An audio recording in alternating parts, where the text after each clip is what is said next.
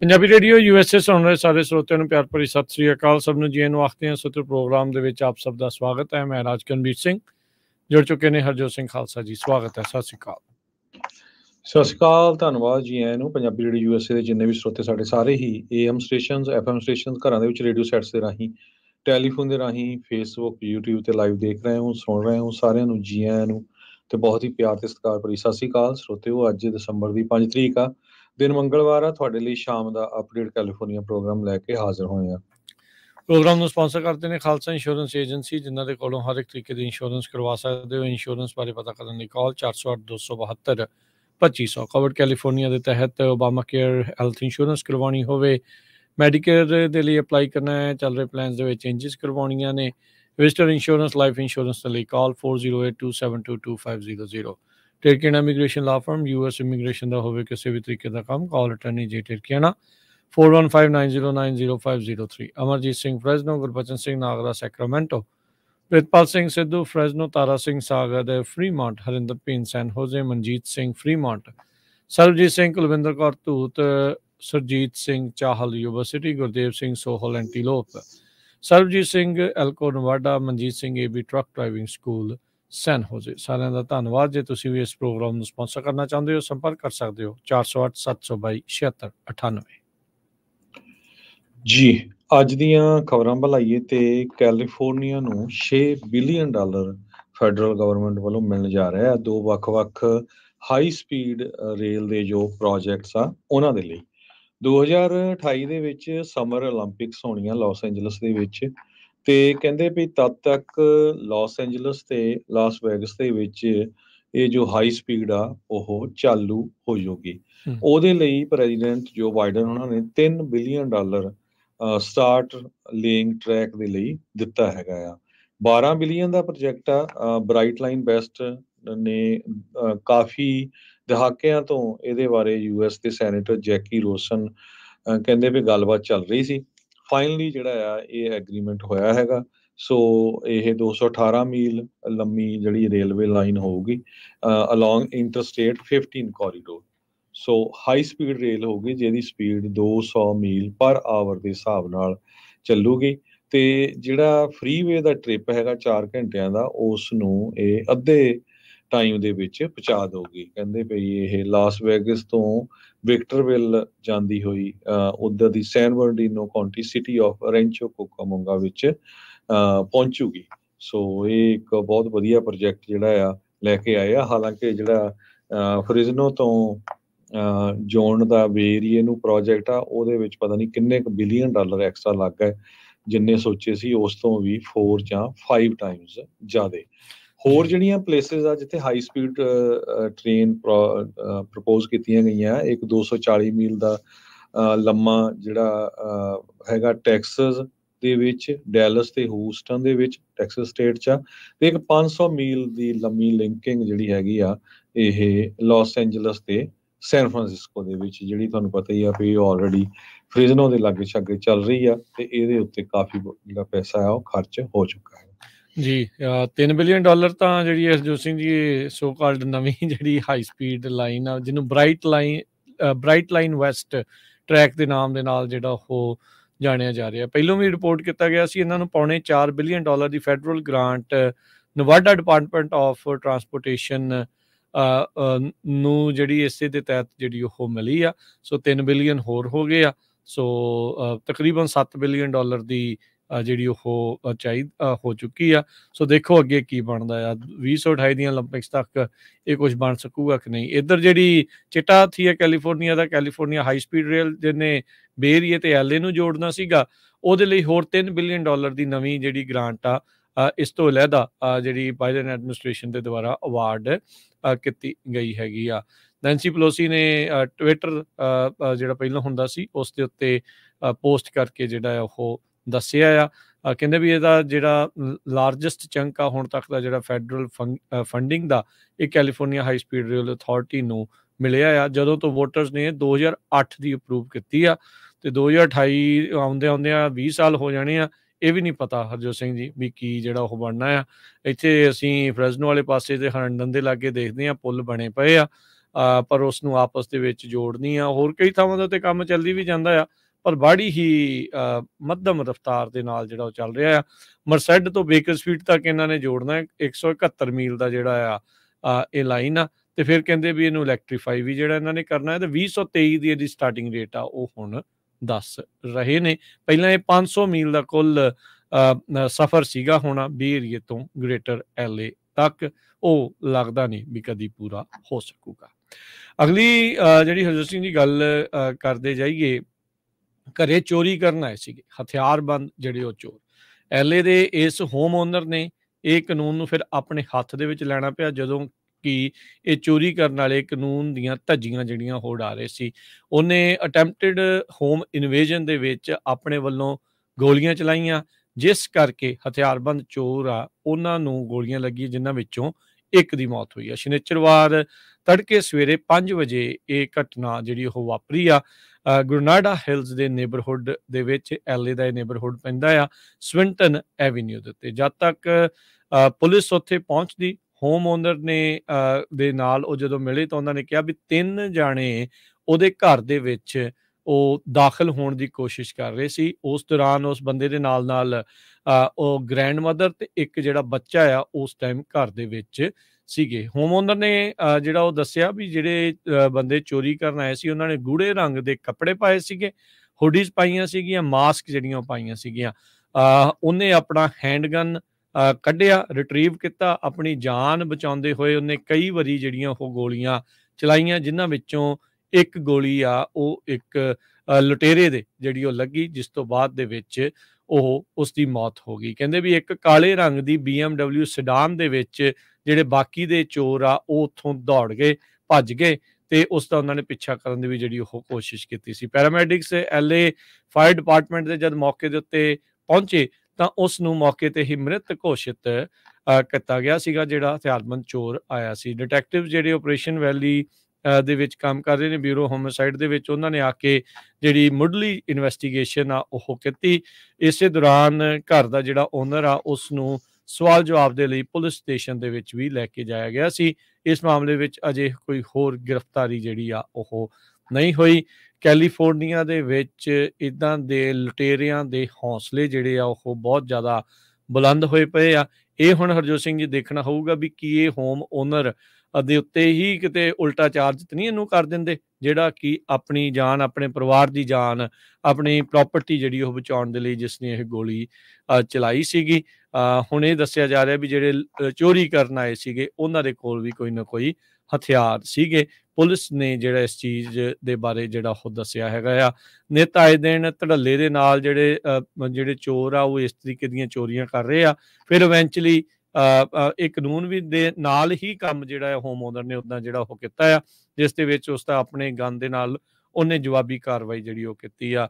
ਬਹੁਤ ਸਾਰੇ ਸਟੇਟ ਦੇ ਵਿੱਚ ਇਹ ਵੀ ਬਹੁਤ ਇੱਕ ਰੌਲਾ ਆ। ਕੈਲੀਫੋਰਨੀਆ ਦੇ ਵਿੱਚ ਵੀ ਇਸ ਦਾ ਬਹੁਤ ਰੌਲਾ ਜਿਹੜਾ ਹੋਮ ਓਨਰਸ ਅਕਸਰ ਪਾਉਂਦੇ ਆ। ਜਿਹੜੇ ਲਾ ਅਬਾਈਡਿੰਗ ਗਨ ਓਨਰਸ ਵੀ ਉਹ ਵੀ ਕਹਿੰਦੇ ਆ ਵੀ ਭਾਈ ਸਾਨੂੰ ਆਪਣੀ ਜਾਨ ਮਾਲ ਦੀ ਰਾਖੀ ਕਰਨ ਦੇ ਲਈ ਇੱਦਾਂ ਦੀ ਜਿਹੜੀ ਖੁੱਲ੍ਹ ਆ ਉਹ ਹੋਰ ਹੋਣੀ ਚਾਹੀਦੀ ਆ, ਤਾਂ ਜੋ ਲੁਟੇਰਿਆਂ ਨੂੰ, ਚੋਰਾਂ ਨੂੰ ਵੀ ਇਸ ਚੀਜ਼ ਦਾ ਭੈ ਜਿਹੜਾ ਉਹ ਰਵੇ। ਜੀ, ਅਗਲੀ ਖਬਰ ਵਿੱਚ ਚਲੀਏ। ਜਿਸ ਤਰ੍ਹਾਂ ਸਵੇਰੇ ਵੀ ਆਪਾਂ ਖਬਰ ਸਾਂਝੀ ਕੀਤੀ ਸੀ, ਕਿਸ ਤਰ੍ਹਾਂ ਓਕਲੈਂਡ ਦੇ ਵਿੱਚ ਇੱਕ 7-Eleven ਦੇ ਸਾਹਮਣੇ ਸ਼ਰੇਆਮ ਇੱਕ ਬੰਦੇ ਨੂੰ ਗੋਲੀਆਂ ਮਾਰਤੀਆਂ, ਤੇ ਉਹ 7-Eleven ਦਾ ਮਾਲਕ ਵੀ ਕਹਿ ਰਿਹਾ ਵੀ ਮੇਰਾ ਇੱਕ ਸਟੋਰ 30 ਵਾਰੀ 100 ਸਾਲ ਦੇ ਵਿੱਚ ਲੁੱਟ ਹੋਇਆ ਹੈਗਾ।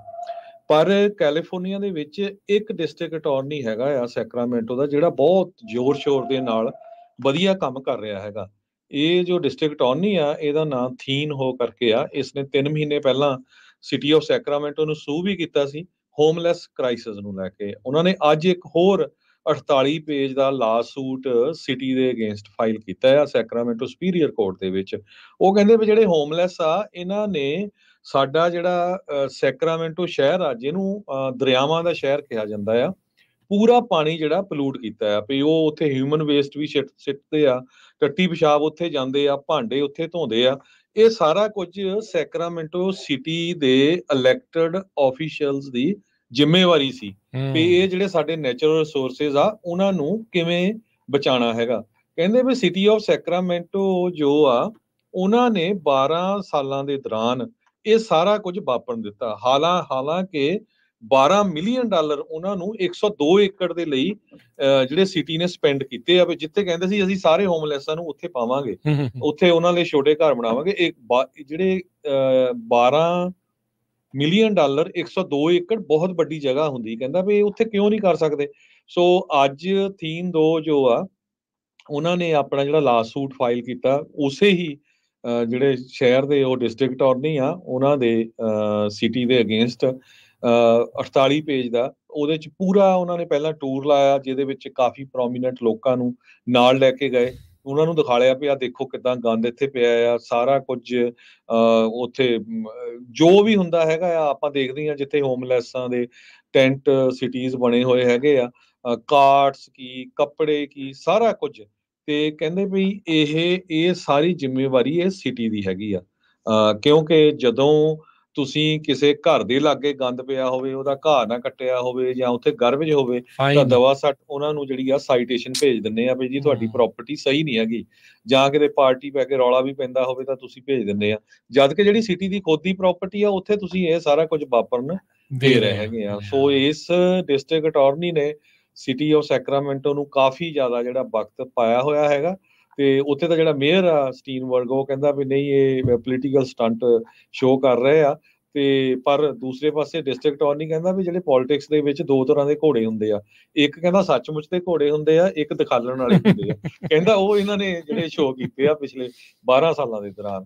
ਤੇ ਹੋ ਸਕਦਾ ਵੀ ਜਿਹੜਾ ਥੀਮ 2 ਆ ਇਹ ਕੈਲੀਫੋਰਨੀਆ ਦੇ ਅਟਾਰਨੀ ਜਨਰਲ ਦੇ ਲਈ ਵੀ ਆਉਣ ਵਾਲੇ ਸਮੇਂ 'ਚ ਲੜੇ, ਤੇ ਜੇ ਇਦਾਂ ਦਾ ਬੰਦਾ ਅਟਾਰਨੀ ਜਨਰਲ ਬਣੂਗਾ ਸਟੇਟ ਆਫ ਕੈਲੀਫੋਰਨੀਆ ਦਾ, ਮੈਨੂੰ ਲੱਗਦਾ ਵੀ ਕੁਛ ਨਾ ਕੁਛ ਜਿਹੜਾ ਸੁਧਾਰ ਆ ਉਹ ਹੋ ਜਾਊਗਾ। ਸੋ ਲੈਟਸ ਸੀ ਅੱਗੇ ਕੀ ਇਸ ਦੇ ਵਿੱਚ ਬਣਦਾ ਆ। ਸੋ ਹਰ ਇੱਕ ਦੇ ਆਪੋ ਆਪਣੇ ਸਟੇਨਬਰਗ ਵੀ ਕੁਛ ਇਦਾਂ ਹੀ ਅੱਗੇ ਵਧਣ ਦੀ ਉਹਦੀ ਆਪਣੀ ਪੋਲੀਟੀਕਲ ਰਾਜਨੀਤੀ ਚੱਲ ਰਹੀ ਆ, ਤੇ ਇੱਧਰ ਇਦਾਂ ਚੱਲ ਰਹੀ ਹੈ। ਲੋਕ ਅੱਕੇ ਪਏ ਨੇ ਬਹੁਤ ਸਾਰੇ ਇਦਾਂ ਦੇ ਬੇਫਜ਼ੂਲ ਕਾਨੂੰਨਾਂ ਤੋਂ, ਇਹਨਾਂ ਦੀਆਂ ਜਿਹੜੀਆਂ ਉਹ ਚੀਜ਼ਾਂ ਤੋਂ, ਇਹਨਾਂ ਦੀਆਂ ਜਿਹੜੀਆਂ ਪਾਲਿਸੀਜ਼ ਤੋਂ। ਇਸ ਲਈ ਯੂ ਨੈਵਰ ਨੋ, ਇਹ ਤਖਤੇ ਜਿਹੜੇ ਆ ਉਹ ਅਕਸਰ ਪਲਟ ਜਾਂਦੇ ਹੁੰਦੇ ਆ।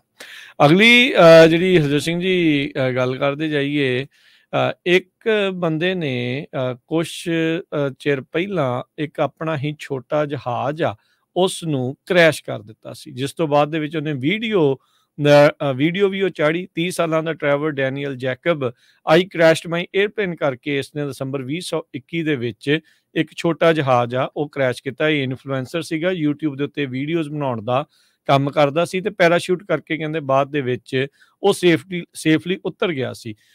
ਉਸ ਦੇ ਉੱਤੇ ਬਾਅਦ ਦੇ ਵਿੱਚ ਚਾਰਜਸ ਲੱਗੇ ਸੀ, ਤੇ ਇਵੈਂਚੁਅਲੀ ਟ੍ਰਾਇਲ ਤੋਂ ਬਾਅਦ ਚ ਇਸ ਨੂੰ ਹੁਣ ਸਜ਼ਾ ਜਿਹੜੀ ਉਹ ਸੁਣਾਈ ਗਈ ਆ। 6 ਮਹੀਨੇ ਦੀ ਫੈਡਰਲ ਪ੍ਰਿਜ਼ਨ ਦੀ ਜਿਹੜੀ ਇਸ ਨੂੰ ਸਜ਼ਾ ਹੁਣ ਹੋਈ ਆ। ਕਹਿੰਦੇ ਵੀ ਇਸ ਨੇ ਜਾਣਬੁੱਝ ਕੇ ਜਿਹੜੀ ਇਨਵੈਸਟੀਗੇਸ਼ਨ ਹੋ ਰਹੀ ਸੀ ਉਸ ਵਿੱਚ ਅੜਿੱਕਾ ਡਾਇਆ, ਤੇ ਜਿਹੜਾ ਰੈਕੇਜ ਸੀਗਾ, ਜੋ ਵੀ ਉਸਦਾ ਮਲਬਾ ਬਚਿਆ ਸੀਗਾ ਛੋਟੇ ਜਹਾਜ਼ ਦਾ, ਉਸ ਨੂੰ ਉਸਨੇ ਡਿਸਟਰੋਏ ਕਰਨ ਦੀ ਜਿਹੜੀ ਉਹ ਕੋਸ਼ਿਸ਼ ਕੀਤੀ ਸੀ। ਖੁਦ ਉਹ ਇੱਕ ਐਕਸਪੀਰੀਅੰਸ ਪਾਇਲਟ ਤੇ ਸਕਾਈ ਡਾਈਵਰ ਵੀ ਆ।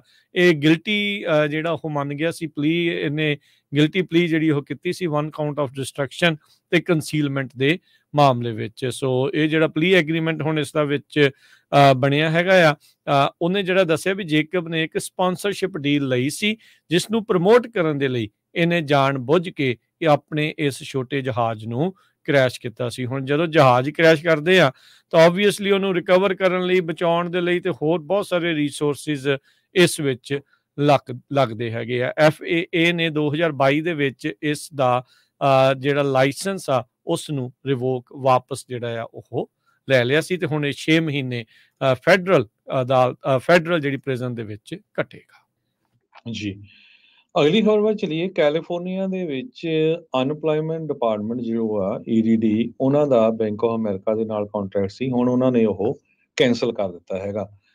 ਪਿਛਲੇ ਸੋਮਵਾਰ ਤੋਂ 8.5 ਲੱਖ ਦੇ ਕਰੀਬ ਜੋ ਕੈਲੀਫੋਰਨੀਅਨਸ ਅਨਪਲਾਇਮੈਂਟ ਲੈਂਦੇ ਹੈਗੇ ਆ, ਉਹਨਾਂ ਨੂੰ ਹੁਣ ਨਵੇਂ ਕਾਰਡ ਜਿਹੜੀ ਹੈ ਇੱਕ ਨਵੀਂ ਕੰਪਨੀ ਦੇ ਨਾਲ ਕੰਟਰੈਕਟ ਕੀਤਾ ਗਿਆ ਸਟੇਟ ਆਫ ਕੈਲੀਫੋਰਨੀਆ ਵੱਲੋਂ। ਮਨੀ ਨੈਟਵਰਕ ਜੋ ਫਿਸਰਵ ਕਰਕੇ ਕੰਪਨੀ ਆ ਉਹ ਓਨ ਕਰਦੀ ਆ, ਉਸ ਦੇ ਨਾਲ ਕੰਟੈਕਟ ਕੀਤਾ ਗਿਆ। EDD ਡੈਬਿਟ ਕਾਰਡ ਨੂੰ ਬਹੁਤ ਸਾਰੇ ਜਿਹੜੇ ਫਰਾਡਸਟਰ ਆ ਉਹਨਾਂ ਨੇ ਟਾਰਗੇਟ ਕੀਤਾ ਸੀ। ਲੋਕਾਂ ਦੇ ਘਰਾਂ ਦੇ ਵਿੱਚ ਕਾਰਡ ਆਉਂਦੇ ਸੀ, ਉਹਨੂੰ ਚੋਰੀ ਕਰ ਲੈਂਦੇ ਸੀ। ਕਹਿੰਦੇ ਵੀ $32 ਬਿਲੀਅਨ ਦਾ ਜਿਹੜਾ ਲਾਸ ਆ ਉਹ EDD ਨੂੰ ਹੋਇਆ। ਕਾਰਡ ਚੋਰੀ ਹੋ ਜਾਂਦਾ ਸੀ, ਦੁਬਾਰਾ ਕੀ ਭੇਜਣਾ ਪੈਂਦਾ ਸੀ। ਸੋ ਸਟੇਟ ਆਫ ਕੈਲੀਫੋਰਨੀਆ ਨੇ ਇਹ ਕਿਹਾ ਵੀ ਅਸੀਂ ਕੰਟਰੈਕਟ ਇਸ ਕਰਕੇ ਕੈਂਸਲ ਕੀਤਾ ਵੀ ਬੈਂਕ ਆਫ ਅਮਰੀਕਾ ਦੇ ਕਾਰਡਸ ਦੇ ਵਿੱਚ ਉਹਨਾਂ ਦੇ ਕੋਲ ਚਿਪ ਟੈਕਨੋਲੋਜੀ ਉੱਦਾਂ ਦੀ ਨਹੀਂ ਸੀ ਜਿਹਦੇ ਨਾਲ ਫਰਾਡ ਨੂੰ ਰੋਕਿਆ ਜਾ ਸਕੇ। ਕਹਿੰਦੇ ਵੀ ਇਦਾਂ ਦੀ ਬੁਰੀ ਸਿਚੁਏਸ਼ਨ ਹੋ ਗਈ ਸੀ।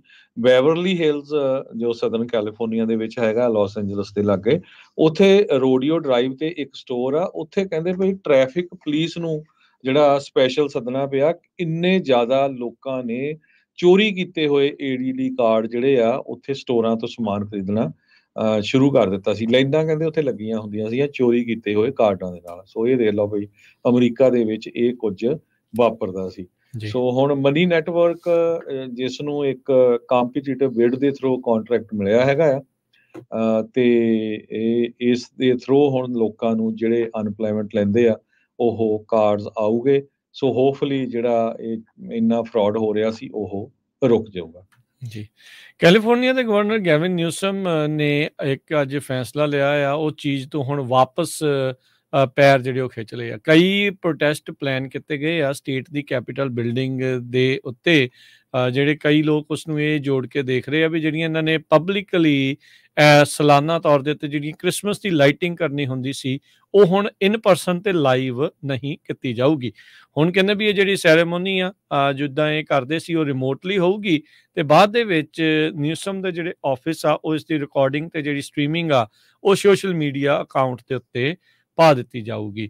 ਕਹਿੰਦੇ ਵੀ ਜਿਵੇਂ ਆਪਾਂ ਦੇਖ ਹੀ ਰਹੇ ਹਾਂ ਵੀ ਜਿਹੜੇ ਪ੍ਰੋਟੈਸਟ ਆ ਪੂਰੇ ਮੁਲਕ ਭਰ ਦੇ ਵਿੱਚ ਉਹ ਹੋ ਰਹੇ ਨੇ, ਇਸ ਕਰਕੇ ਕਈ ਜਿਹੜੀਆਂ ਇਵੈਂਟਸ ਆ ਉਹਨਾਂ ਦੀ ਸੇਫਟੀ ਦੇ ਉੱਤੇ ਜਿਹੜੀਆਂ ਉਹ ਸਵਾਲ ਉੱਠ ਰਹੇ ਆ। ਤੇ ਸੇਫਟੀ ਤੇ ਸਿਕਿਉਰਿਟੀ ਸਾਰੇ ਮੈਂਬਰਸ ਦੀ ਉਹ ਸਾਡੇ ਲਈ ਸਭ ਤੋਂ ਪਹਿਲਾਂ ਆ। ਇਸ ਲਈ ਜਿਹੜੀ ਸੈਰੇਮਨੀ ਇਸ ਸਾਲ ਵਰਚੁਅਲੀ ਕੀਤੀ ਜਾਊਗੀ।